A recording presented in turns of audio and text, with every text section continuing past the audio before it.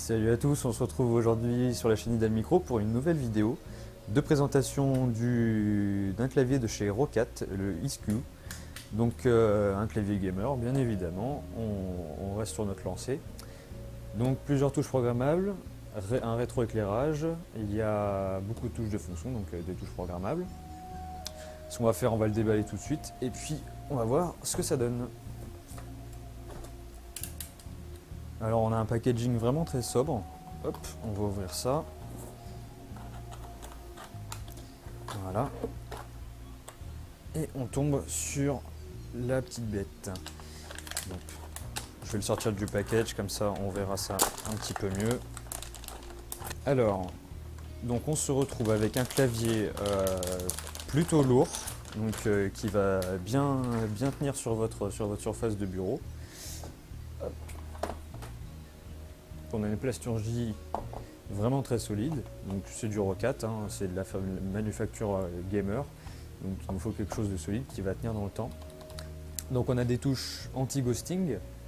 Donc anti-ghosting, ça veut dire que vous n'allez pas avoir une répétition qui va s'effectuer lorsque vous allez appuyer rapidement entre deux touches, donc un temps de réponse assez élevé, bien évidemment. Alors ce que je vais faire, je vais le brancher au PC, comme ça on va voir tout de suite ce que ça donne. Donc une fonction assez intéressante, on peut enregistrer des macros sans logiciel préalable sur la machine. Donc pour ce faire, il suffit d'appuyer sur la touche REC. On appuie sur la touche de fonction sur laquelle on veut assigner la macro que l'on va faire juste après. Donc j'appuie sur la touche de fonction que je veux, la diode se met à clignoter. On rentre la combinaison qu'on veut, par exemple on va rentrer Hello, voilà. En rappuyant sur le bouton REC. Et là, donc sur notre touche M1, lorsque j'appuierai sur la touche M1, j'aurai le mot Hello qui va s'écrire directement dans n'importe quel logiciel.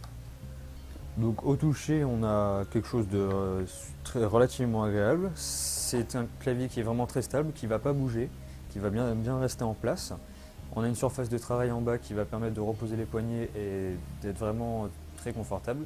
Les petits boutons que vous avez juste en dessous ne sont pas gênants, donc c'est des petits boutons de fonction que vous avez en plus, mais ils ne sont vraiment pas gênants en fait, parce qu'ils sont assez renfoncés par rapport à la plasturgie. Les indicateurs sont clairs, précis, il n'y a vraiment pas de souci avec ça. On a tout un réglage en haut qui permet de monter le son, baisser le son, faire des pauses sur des musiques, avancer, ou d'accéder à d'autres menus ou autres. Alors vous pouvez aussi utiliser votre souris de la marque Roccat pour activer les fonctions de votre clavier. Donc sur les boutons, vous pouvez configurer ça pour activer une des 5 fonctions sur le clavier. C'est assez intéressant. De plus, donc pour faire un résumé sur ce produit-là, on va pouvoir dire qu'il est solide, plutôt fiable.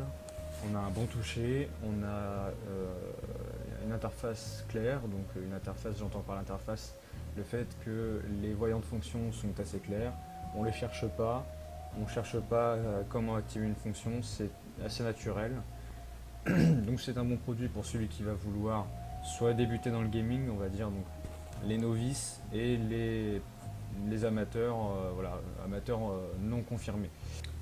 Sur ce, je vous souhaite une bonne fin de journée et puis je vous dis à la prochaine pour nos futures vidéos. Voilà, ciao!